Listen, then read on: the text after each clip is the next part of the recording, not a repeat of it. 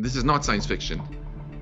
Intelligence is not something mysterious that can only exist in human brains. It's something we can also build. We were basically building these alien minds that are much smarter than us, who we're going to have to share the planet with, right? And the pessimism is because basically everybody who's driving the race towards this cliff is in denial about there even being a cliff, but they can't stop. No company can pause alone because they're just going to have their lunch eaten by the competition and get killed by their shareholders. Otherwise, there might simply not be any humans on the planet at all. This is not an arms race, it's a suicide race. Billions of dollars are pouring into artificial intelligence, but are private companies putting the world in danger in a race to create better, even so-called godlike artificial intelligence? Well, my guest today is Max Tegmark. He's a Swedish-American physicist, cosmologist, and machine learning researcher. He's a professor at the Massachusetts Institute of Technology and the scientific director of the Foundational Questions Institute. Max, welcome to the show. I want to begin with a general question before we really launch into the specifics, and I'd ask you to be as brief as possible with your answer, as much as you can. And that question is, are a handful of companies leading us down a dangerous path? Yes. Is that brief enough? Let's go forward then. Let's move on. Let's begin with a little bit of background. All right, things have moved quickly in recent months after the American company OpenAI made its text-generating model ChatGPT public late last year. Now, that was followed in recent weeks by an updated chatbot based on an even more advanced AI model, GPT-4. Now, companies including Google and Alibaba have raced to release their own AI chatbots in the meantime, with plans to incorporate them into web browsers and other applications. All right, back to my guest, Max Tegmark, who had a one-word answer to the general question there. We want to get into the details here. Before we get into it, I want to ask you at the forefront here, how much of a breakthrough are these new generative AI models like ChatGPT? It's what looks like a breakthrough in the media is really a quite steady progress on work on AI. It's been happening for a long time. You know, in the 60s, the term artificial intelligence was coined by an MIT professor, and for a long time, the people realized, man, this is much harder than we thought. And gradually, the list of things, though, that humans can do, the machines cannot, has gotten shorter and shorter.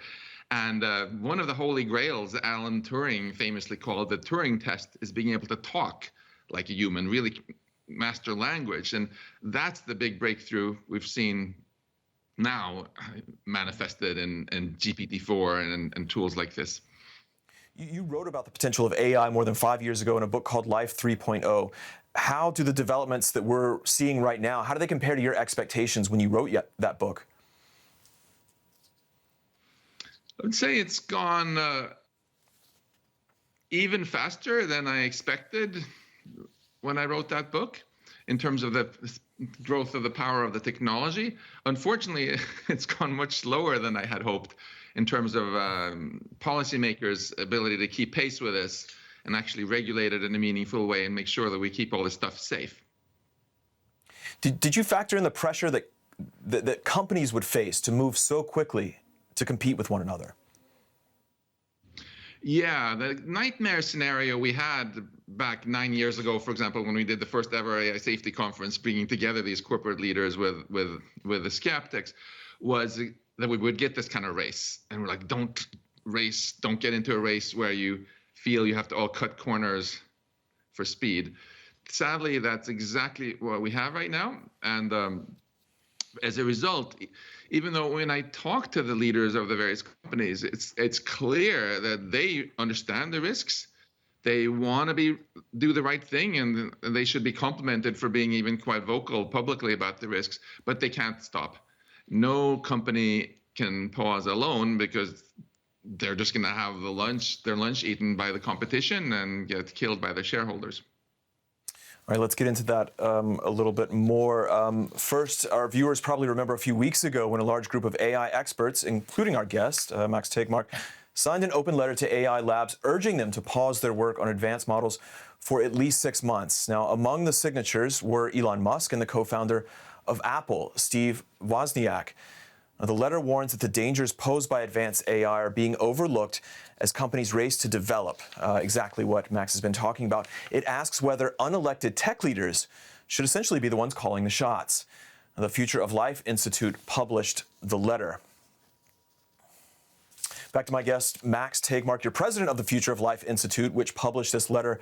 Before we get into it, did it have the result that you expected? What have you seen so far? Yes, it did.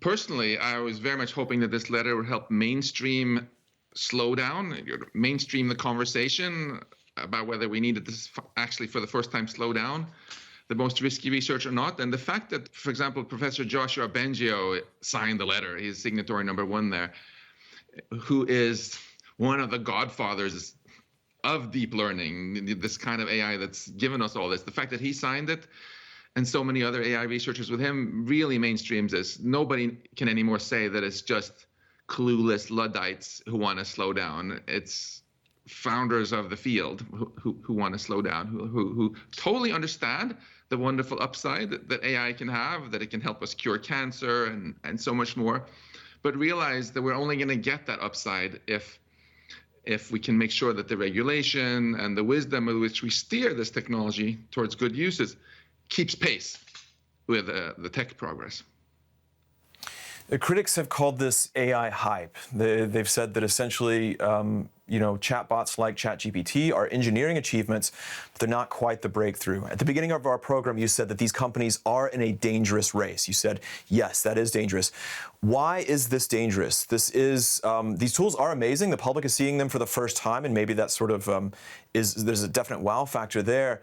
But is it not true that these are still well short of the kind of general intelligence that would make AI, in theory, dangerous? Of course, it's short of artificial general intelligence that can do all our jobs better than us. The biggest danger isn't the current systems, it's what they are soon going to lead to unless we slow down. It's kind of like warning about nuclear weapons in 1944, when you know that you can build them, but they haven't been fully built yet. But for people who say it's hype, my question is, okay, write down some predictions of things that you're confident AI will not be able to do 1 year from now or 2 years from now, and let's make a bet. For those who say it's not dangerous yet, well, what about the Belgian guy who committed suicide, probably as a result of talking to a chatbot? What about all the crazy things that have happened to our democracy, where even much more low-tech AI has, with its recommender algorithms, created these horrible filter bubbles and the polarization that we're seeing that's really fragmenting our society with more hate than understanding. These are real dangers. These are things that already happened. It's caused by AI. So that's just a little warning shot, really, of how we stand to lose control more and more of our society as these systems get more powerful, unless we set in place good safety measures, which we totally can. You say it's a warning shot. Give me an example of something that frightens you when you talk about the future capabilities of AI, or something that you've seen so far that AI does that shows some of its abilities that could be further developed. I talked with a guy not long ago, for example, who was using AI to develop helpful drugs to cure diseases, to see how it could make people live as long as possible. And he just, as a test, put in a minus sign so it would try to make it kill people instead of save people. And very promptly it invented the VX, one of the most potent chemical weapons known to humankind. So this shows right there that, with intelligence comes power. Intelligence is not evil or good, it's a tool. And we really need to make sure that bad actors don't use it for bad things. We can't just, you don't, the reason you don't sell hand grenades in the supermarket is because not everybody has the wisdom to manage this well, right? And it would be crazy for AI to think it's any different from biology or physics. We don't sell nuclear weapons in supermarket. We have safety regulations for who can do dangerous synthetic biology research. we need to do the same with AI. It's been done before. We can't do it. There's just a lot of commercial pressure, of course, to not do it. Just like there was commercial pressure from tobacco companies to not regulate tobacco. For such a complicated technology, how exactly does one create a framework? I mean, if it's inherently, if the bad aspects are the flip side of the positive aspects, is it even possible to create a framework to control AI? Or how does that look? Does AI have to control AI? How does this look exactly, creating the structure for regulation? Well, we've successfully managed to ban bioweapons. We've successfully banned making human cloning and messing with the human germline. So we know how to do this. We get together all the key players, have constructive conversations, and take it from there. We just need a little bit more time for this policy-making process to catch up. That's why our open letter calls for a 6-month pause. Is 6 months enough? You said at least 6 months in the letter. Is that just a time frame that you chose just to have something, or why 6 months? Yeah, you got to start somewhere. And this would be the first time ever that we slow down anything in this space and really give people some breathing room, and we can go from there. I think we also need to not lose sight of the much bigger picture. You know, this is a lot like the movie Don't Look Up. I don't know, have you seen it? Sure, right. Where there is an asteroid that's heading towards Earth, right? Yes. There is no asteroid. Don't look up. Don't worry. You know, there's a much bigger asteroid-like threat that has kept scientists worried for about as long as they've worried about climate change, actually. That if we build machines that are way smarter than humans, some humans could use that to kill our democracy and take over our civilization. And shortly thereafter, it's quite likely as the machines get smarter that some humans would lose control of the machines entirely. So we were basically building these alien minds that are much smarter than us, who we're going to have to share the planet with, right? And it can be really inconvenient to have to share the planet with much smarter alien minds that don't care about us. Just ask the Neanderthals and how that worked out for them. So my vision is, exactly. We humans should make sure that we put in place the safety measures also so that we can keep control over these machines so that they help humanity flourish rather than risky things that we might lose control over. And despite very diligent technical work on so-called AI alignment, we have failed, I confess, as an AI researcher myself, to solve this so far. We need a little bit more time. Otherwise, there might simply not be any humans on the planet at all within a few decades. I mean, some viewers will look at this, including myself, and sometimes I think sometimes what we've seen has been so astounding in terms of what it can do, even showing elements of deception, for example, as I was recently reading. Do you think this is just something that's hard for people to wrap their minds around because they haven't seen it to this point? Will they start to understand it as they see some of these applications? Do you think then the urgency behind more policy, do you think that'll grow? Yes, but then it'll probably be too late, unfortunately, once people see AI that's way smarter than us, right? It's like by the time Homo sapiens was much smarter than the Neanderthals were kind of screwed. It's like, suppose, you know, we humans have driven over half of all mammal species extinct already on the planet. Now it's too late for those other species to say, oh, those humans are smarter than us. They're cutting down our rainforest. You know, we should do something about it. They should have thought about that earlier before they lost control to us. Now is our chance to really get this right. And I don't want to sound too gloomy. We're not talking here about, say, nuclear war where there's only downside, no upside. There's a huge upside if we can get this right? Everything I love about civilization is the product of human intelligence. So if we can amplify our intelligence with machine intelligence and use it to solve climate change, cure all the diseases, eliminate poverty, and help humanity flourish, you know, not just for the next election cycle, but for billions of years, that's awesome. And let's not squander all of those opportunities by being just a little too eager to release things a little bit too quick. Let's do it deliberately so we can do it safely and get all these benefits. But it's fair to say you're generally pessimistic, given that companies are racing against one another, given that there's been no regulation at this point, given that you say that even if there is more public awareness and regulation, it's not going to be in time, given that nations are racing against each other, and obviously there are military applications for this. Fair to say you're pretty pessimistic when you look at this. The pessimism isn't because we don't have ways of solving this. The pessimism is because basically everybody who's driving the race towards this cliff is in denial about there even being a cliff or even being an asteroid, right? That's why it's so valuable what you're doing. You're helping people out there understand that this is not a race ultimately that anyone is going to win. If we do an out of control race, we're all going to lose. It doesn't matter to Germany whether the AI that we lose control over that drives humanity extinct is American or German or Chinese.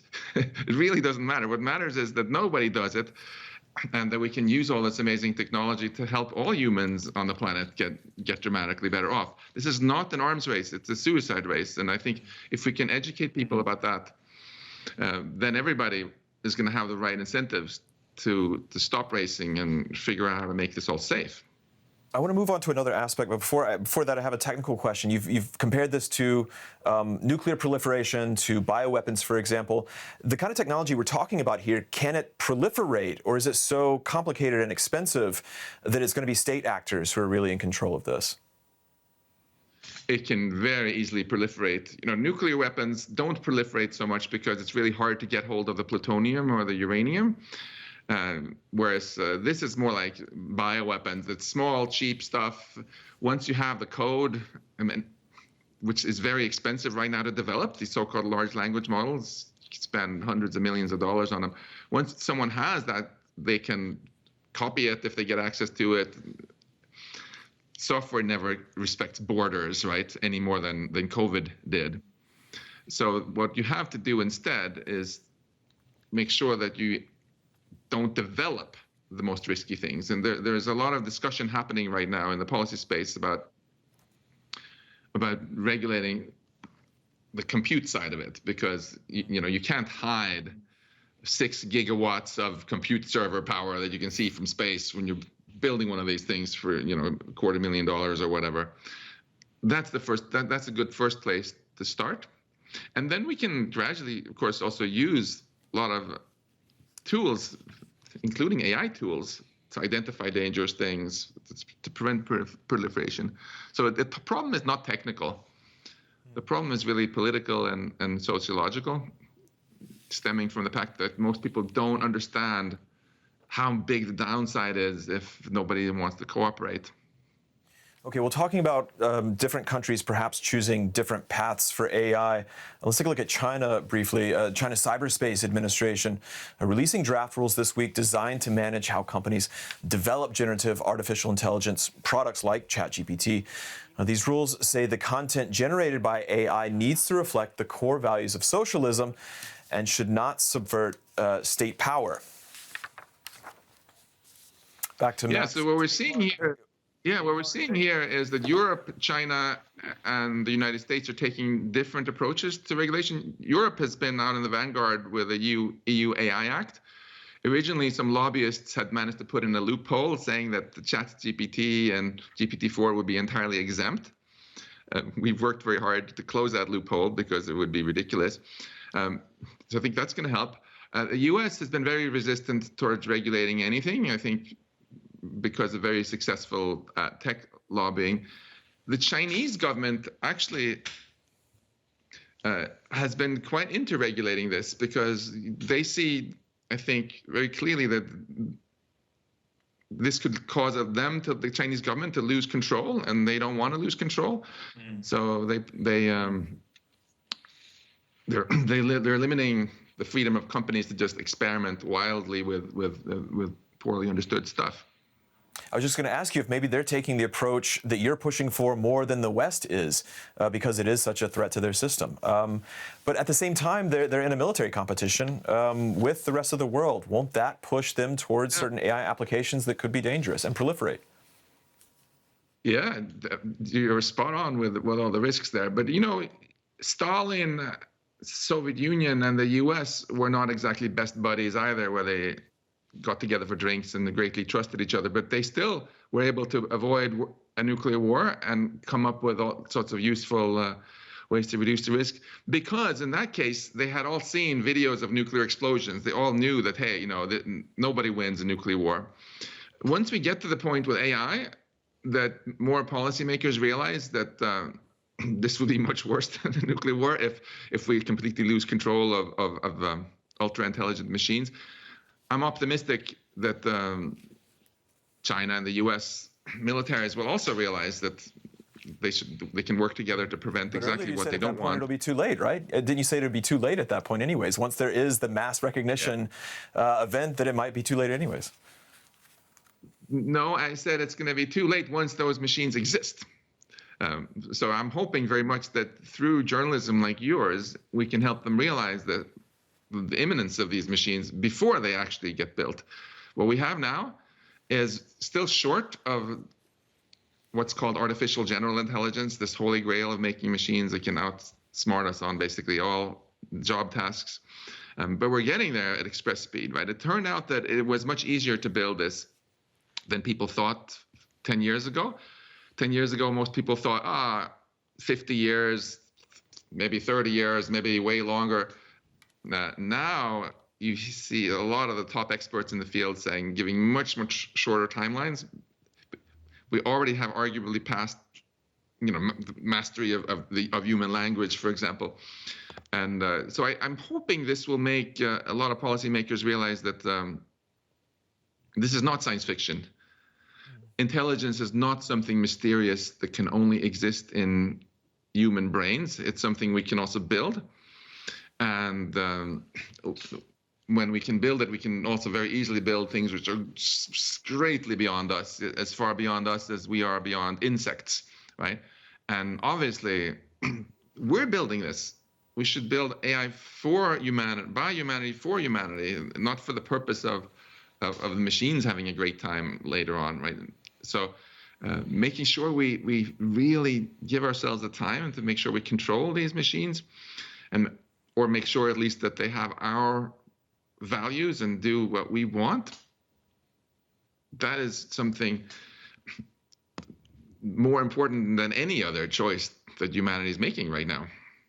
All right, and I think that's a good place to close out this conversation. Obviously, a lot more that we could talk about because it's such a big topic, and we have a great expert with us, but we're going to have to leave it there. A big thank you to Max Tegmark. He's an AI expert and professor at MIT.